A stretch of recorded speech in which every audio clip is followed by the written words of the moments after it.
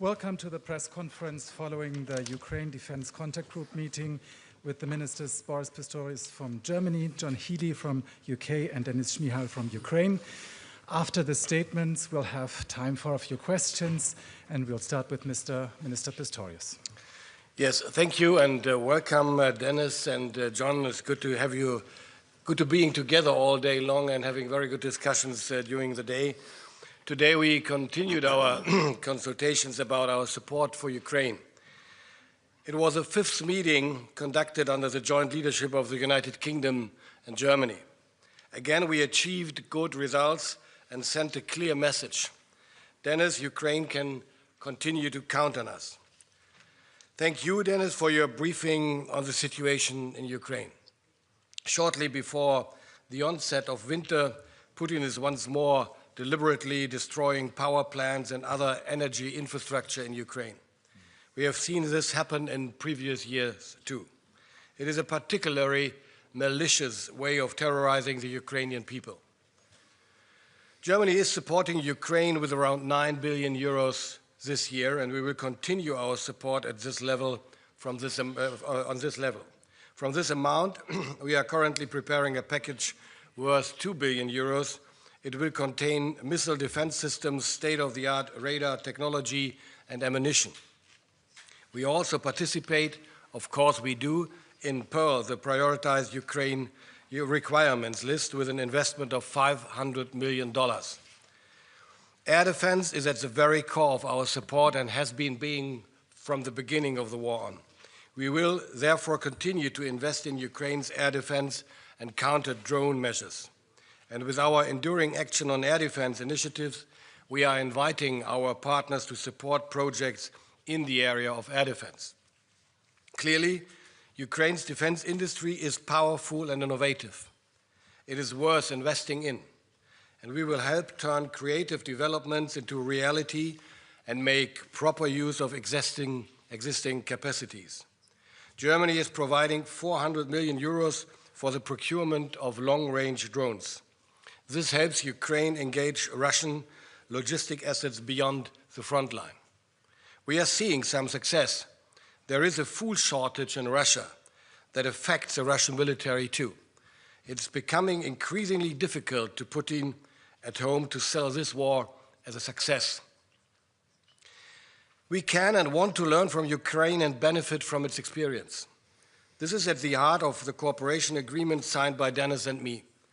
We are intensifying the collaboration between Germany's and Ukraine's defense industry. We are promoting cooperation on research and technology development. That way, we are facilitating the exchange between our two countries and industries. We are making work and study visits easier, for example, and we are promoting armed forces cooperation on training and on mutual logistic support.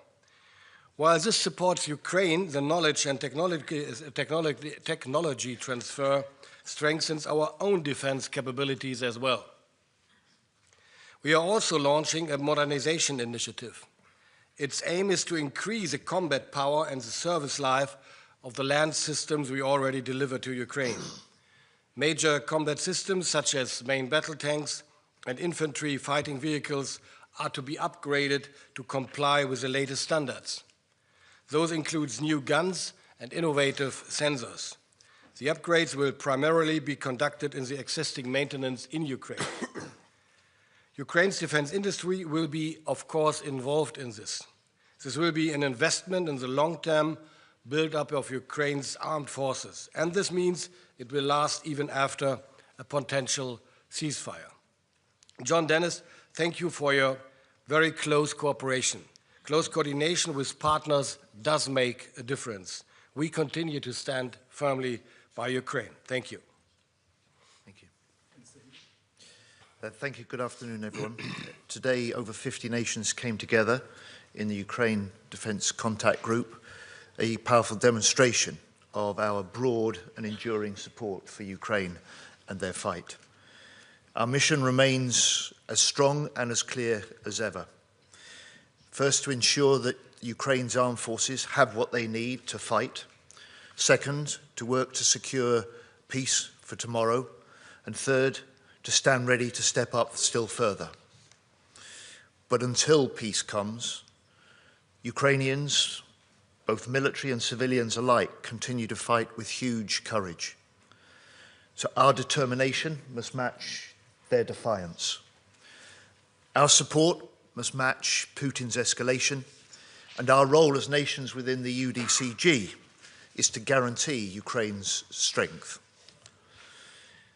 In the last 8 months, in that period that Boris and I, Germany and the UK, have taken over the leadership and chair of the UDCG, the group has successfully raised pledges of over £50 billion for military aid to support Ukraine.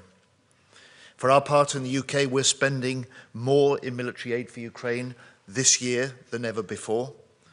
In the last 6 months, we've delivered 85,000 drones to Ukraine, and Ukraine and the UK continue to deepen our industrial partnership. Through a new agreement that Minister Schmal and I have signed, we will now jointly develop improved interceptor drones and then mass produce them and get them back into Ukraine in the thousands each month. We are ramping up pressure on Putin, both military and economic, and the UK today has confirmed 92 new sanctions on Russia's energy sector, oil companies, and military supply chain. A secure Europe needs a strong Ukraine. But as we discussed at the meeting of defence ministers this morning, we've seen how President Putin's aggression is not confined to Ukraine. Drone incursions into Poland, violations of Estonia's airspace, election interference in Moldova.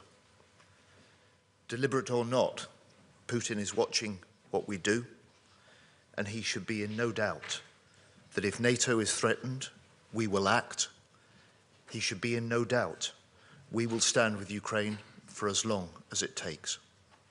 Thank you. Minister Schmihal. Dear colleagues, Secretary Healey, Minister Pistorius, today we held the 31st Ukraine Defence Contact Group meeting. UDCG remains the most important platform for coordinating international military aid to Ukraine. Dear John, dear Boris, thank you so much for your co-leadership on that platform. Ukraine is committed to peace, but we all